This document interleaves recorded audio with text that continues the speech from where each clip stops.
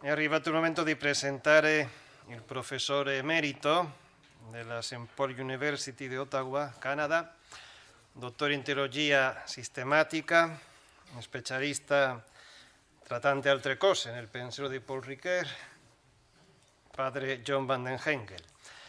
Olandese di nascita, ha svolto anche parecchie funzioni di governo, specialmente quella di vicario generale nella congregazione deoniana alla quale appartiene.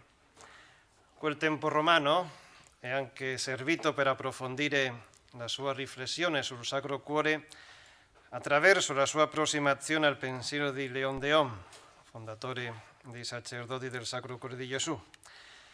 In un tentativo di raccogliere i suoi pensieri al riguardo, il Centro Studi ha pubblicato recentemente il volume Rereading Leon Dehon, dove ci siamo trovati, no?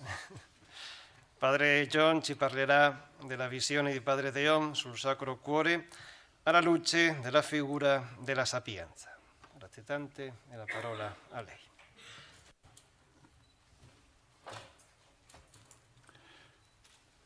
Thank you. I will be perhaps painting a somewhat with a broader brush.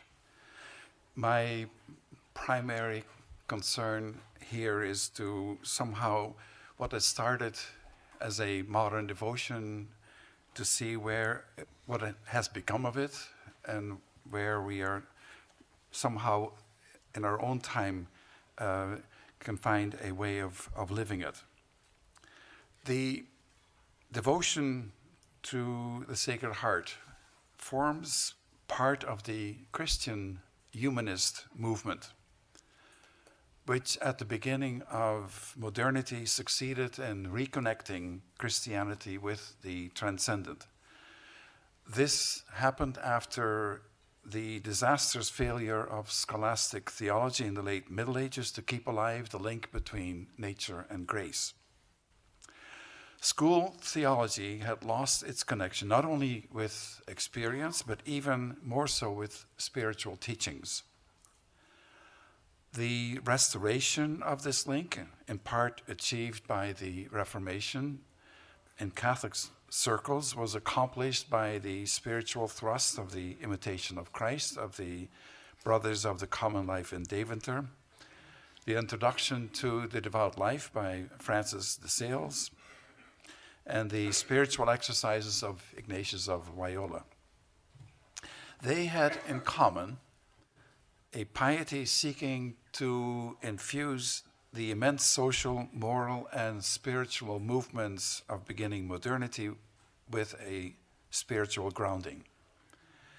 In establishing this spiritual grounding, moderns invented a new language, new practices, and new experiences.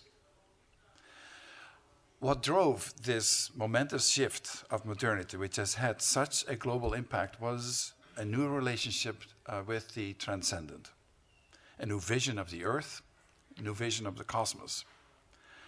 The new relationship to the transcendence, an epochal shift of perspective, saw human capacities which were forever changing the face of the earth in the big scientific adventure that characterizes this moment and period in history, as immersed in the loving and creative agency of the divine.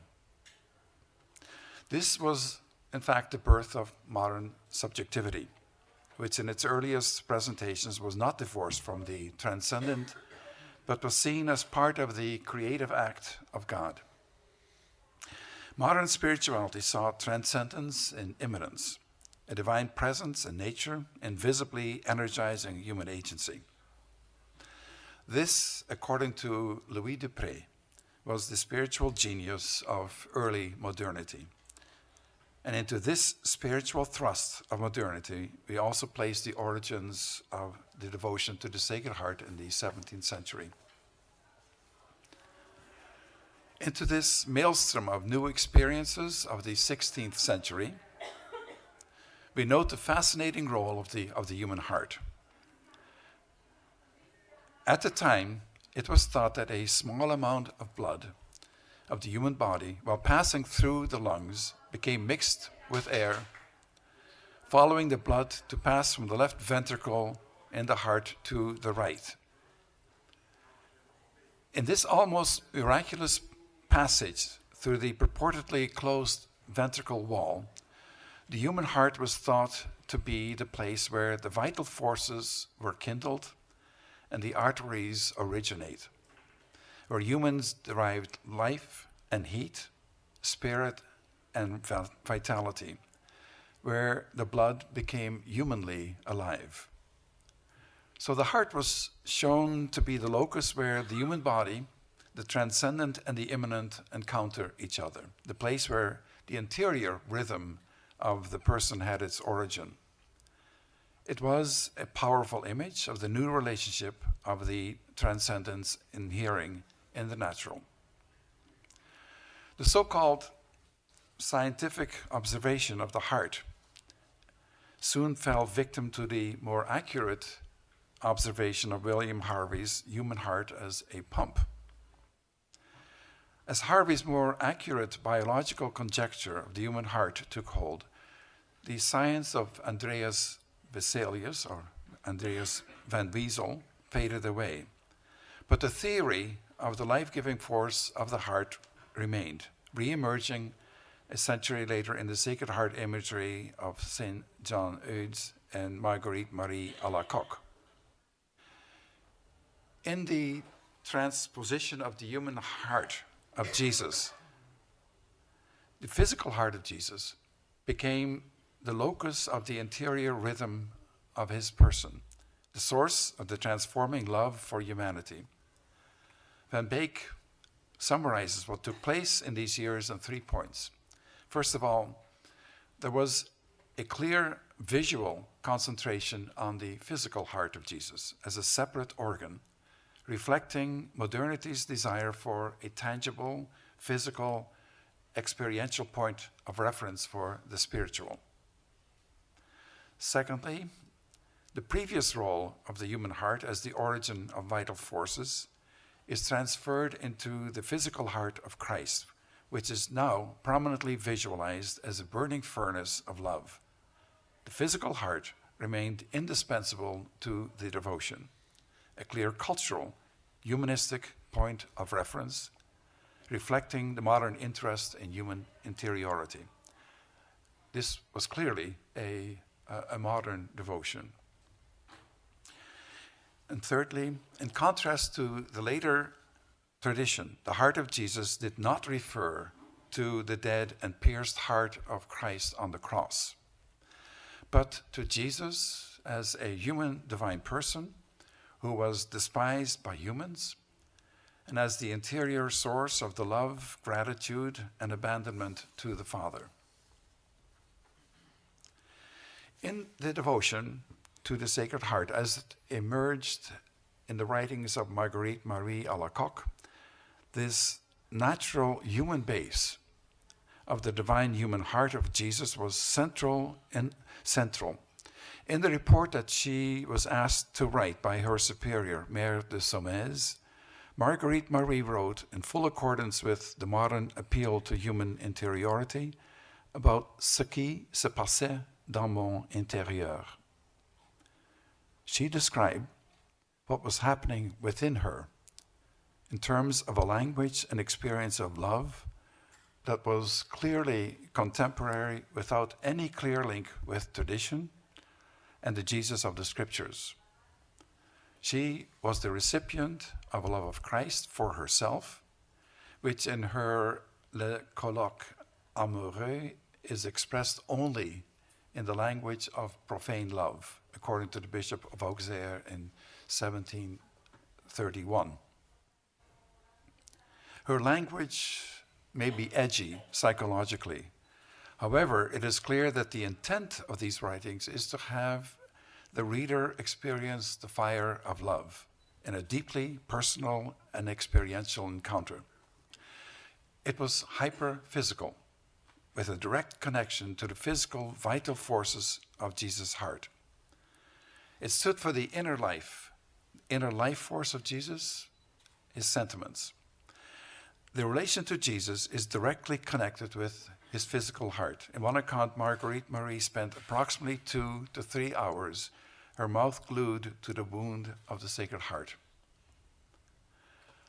However imbalanced this divine-human encounter sounds perhaps to our modern ears, what was proposed here was a sort of physical relation of love between the divine heart of Jesus and humanity. As Yves Ledur rightly remarks, without putting into question, he says, the exemplary life of the Byzantine of Paray-le-Monial, one cannot but ask the question of the pertinence of such an amorous experience of her relationship with Jesus.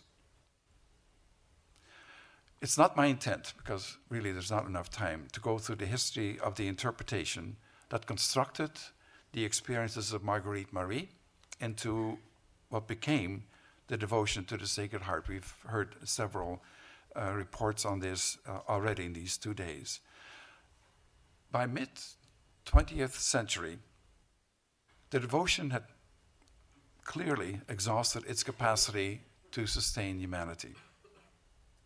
By then, the modernist experiment was no longer capable of delivering the fraternity, freedom, and equality which it promised.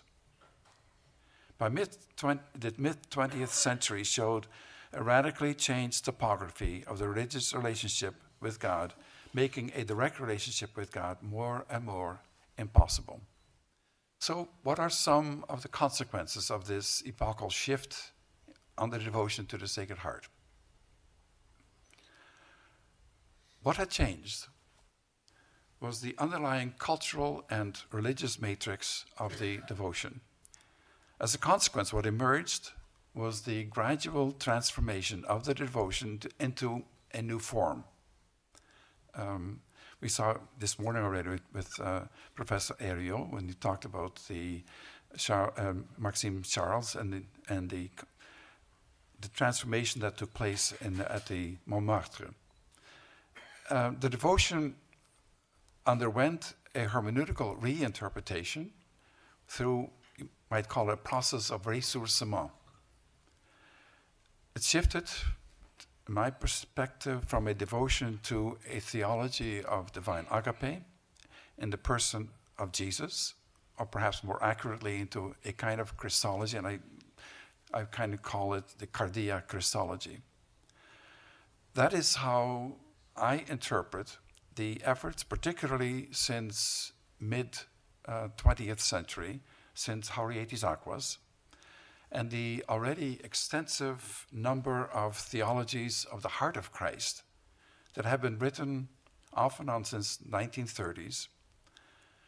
And depending on the inspiration of these authors, these Christologies have retained either a direct or at times a tenuous relationship with the experience of Marguerite Marie.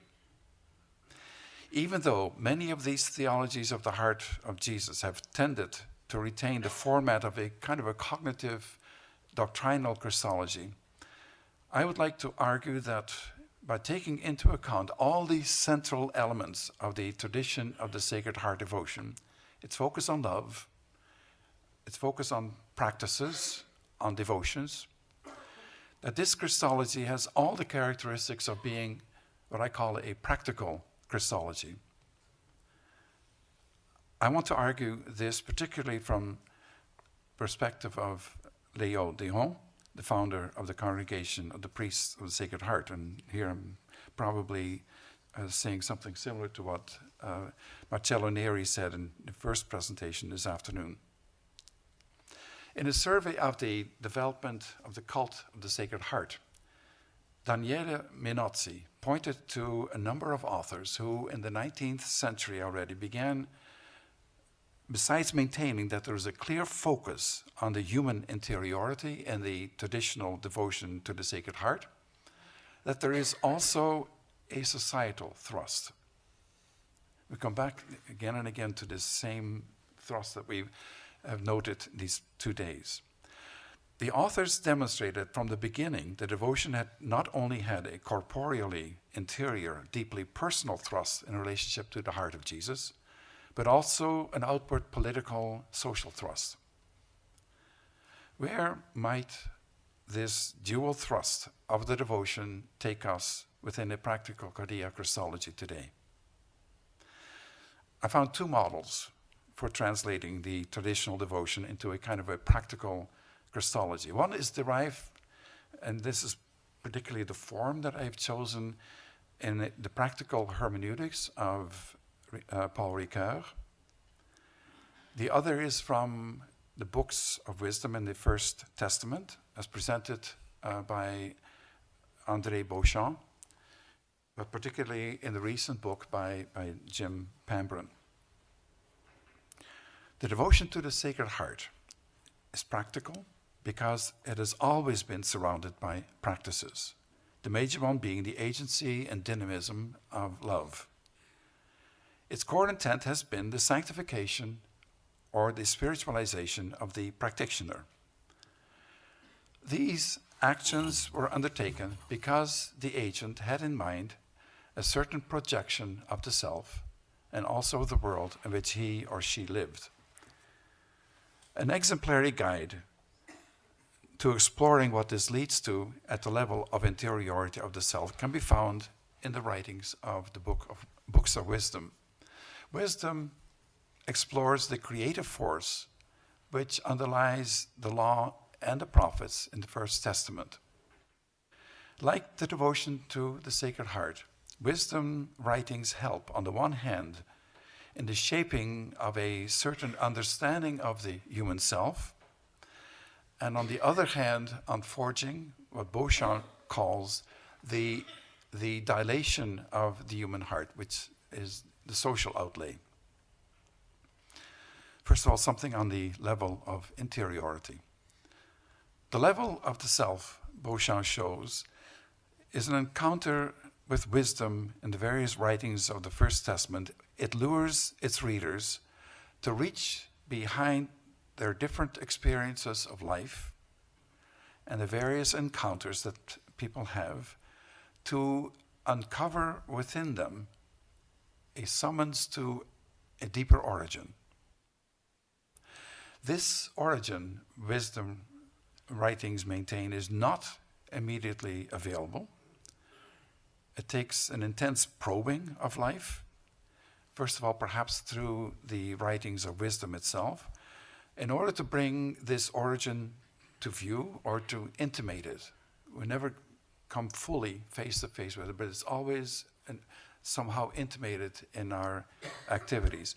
The desire to uncover this origin of the self is said to be inherent in the human self. The encounter with this origin allows the human self to discover that life, all life, is built on a gift, on a surplus, on an excess.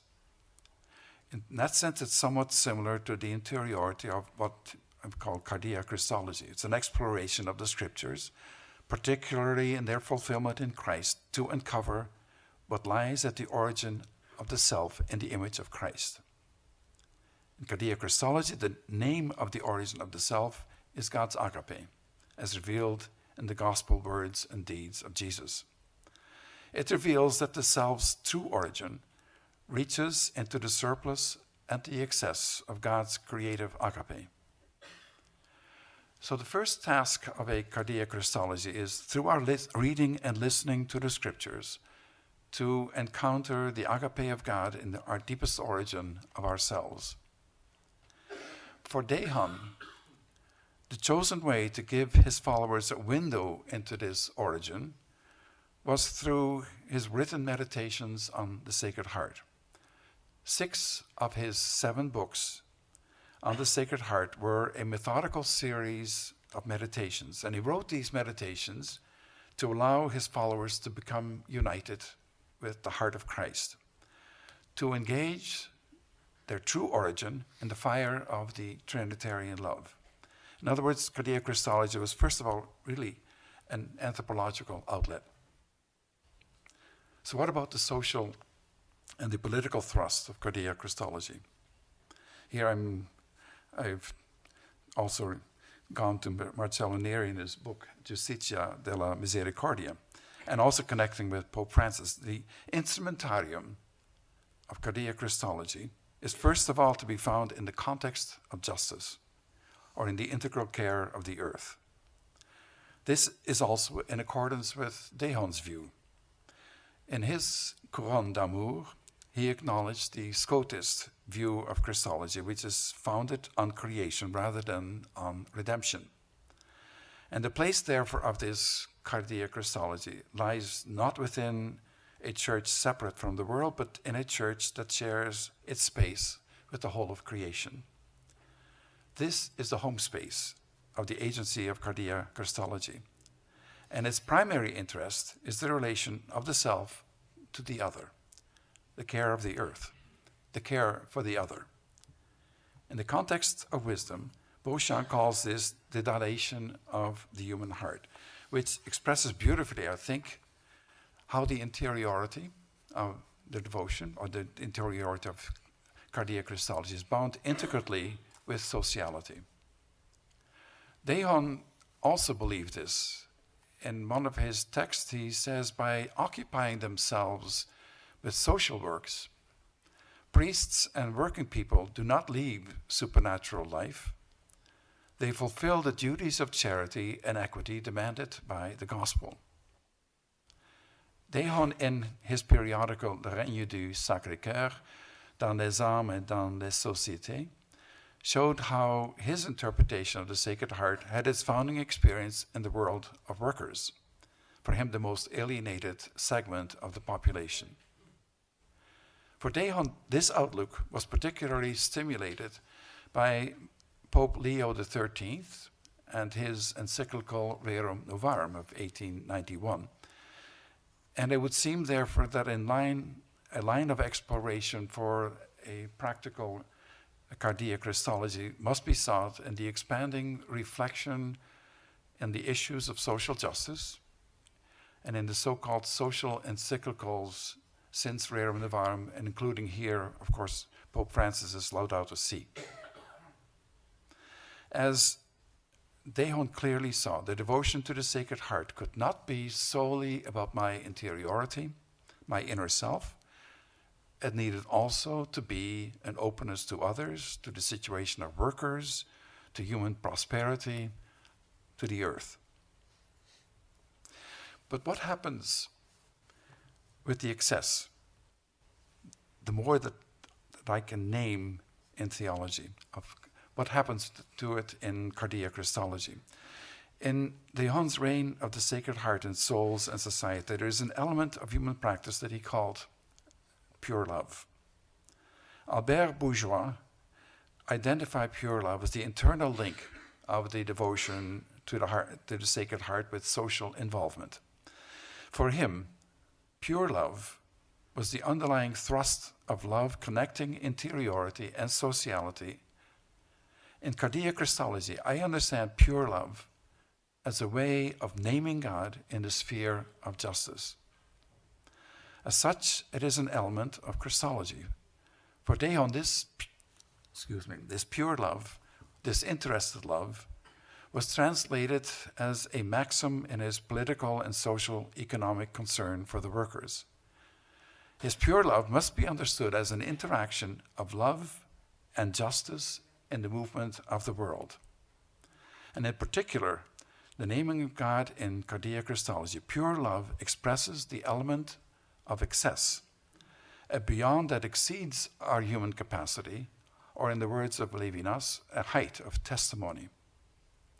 Dehon's pure love, his notion of totally disinterested goodness in the social engagement with workers, is the name of this excess, the surplus that brings the figure of Christ into human range. The hyperbolic expressions that seek to name God, as Levinas maintains, do not really succeed in naming God. They're more like an effacement of God. What they say and they do does not reach God, but they withdraw from God and find an outlet in the human sphere by expressing our responsibility for the widow and the orphan, that is, for the needy other. The name of God shows itself in the care for the other. The goodness beyond being thus becomes a superabundant goodness and responsibility towards my neighbor. Like Dehon's amour pur, and it is a totally disinterested love, God's love, happens when in my relationship to the other, all my self-centered desires have been emptied, and I become a complete response to the other. In this way, Dehon's injunction of pure love is much like the excessive injunction of Jesus in the Sermon on the Mount, be perfect as your heavenly Father is perfect. This is clearly hyperbolic language. It takes us beyond ethics into a type of ethics of justice that honors the agape of God, where agape is of an infinitely more elevated order than the action that we can produce. And thus it carries the name of Christ. It is this type of retaking of the gospel of Jesus as a way of naming God, a way of making tangible the revelation of Jesus in the realm of taking care of the other, that constitutes cardiac Christology. I found something really quite similar in Benedict XVI in his encyclical Caritas in Veritate, where he does precisely the same thing. He translates justice into a kind of a Christology, because ultimately it ends up that his justice talks about human fraternity and gratuity in life, and such enters this graciousness and the excess of and surplus of God's love into a perception of justice. A cardiac Christology is a Christology that does not seek to create another space for humans to live in. It is the space of our world. And it takes the gospel message as a powerful language to raise our language and our action to its limit, goaded by the signifier or the qualifier kingdom of God, making the extraordinary stand forth in the ordinary. And so the task of a cardiac Christology is to explore the possibility of human hope in the midst of the movements of the world. And for this exploration of what Paul Ricoeur has called the economy of the gift, the scriptures are our guide. In other words, cardiac Christology is a Christology that searches out the possibilities of authentic living using the gospel as its guide. And along these lines, this Christology really becomes a commitment to this world, to its well-being, a commitment to our common home, to social justice, and the fair sharing of the goods of the world, all powered by agape. Thank you.